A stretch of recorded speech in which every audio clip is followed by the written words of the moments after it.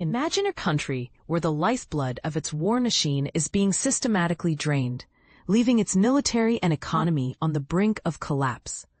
This is the harsh reality Russia is facing, thanks to Ukraine's bold strategy of targeting its oil industry.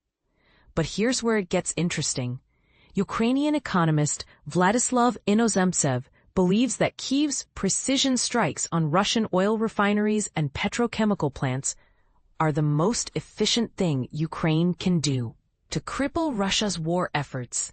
In a shocking turn of events, Ukraine has intensified its attacks on Russia's oil infrastructure, forcing the suspension of operations and triggering a nationwide fuel shortage.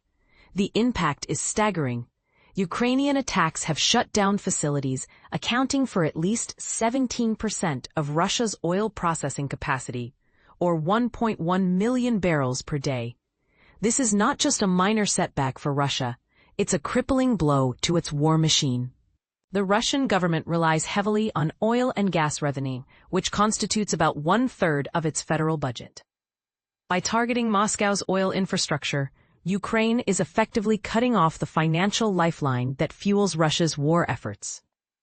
Inozemtsev explains that targeting oil refineries has a significantly bigger impact than targeting other industries, such as drone manufacturing sites.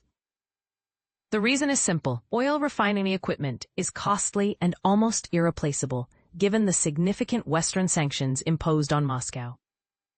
A 10% drop in petrol production may not seem like a lot, but it's a significant deficit for the economy as a whole. And with a 30% drop in diesel production, the consequences are even more severe. The situation on the ground is dire.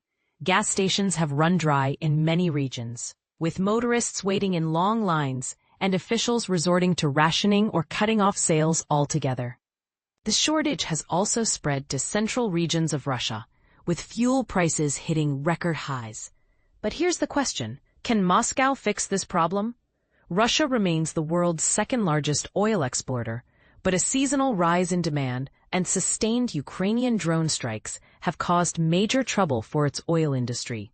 To ease the shortage, Russia has paused gasoline exports, with a full ban declared until September 30th and a partial ban affecting traders and intermediaries until October 31st. However, finding a long-term solution will be expensive, with resources being diverted from the economy to create a missile defense system and anti-drone protection around oil refineries. The Russian economy is being hit hard, but the Russian army and war efforts remain intact for now. Inozemtsev points out that the Russian economy has continued to grow despite tightening Western sanctions, but GDP is expected to slow down significantly. The inflation rate remains above 8%, and much of the workforce and 40% of revenues now go to defense and security.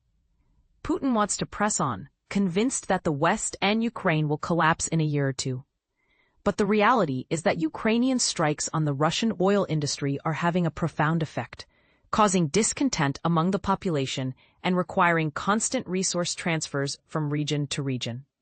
So what do you think? Will Ukraine's strategy be enough to cripple Russia's war machine? Or can Moscow find a way to recover from these devastating blows? Share your thoughts in the comments below.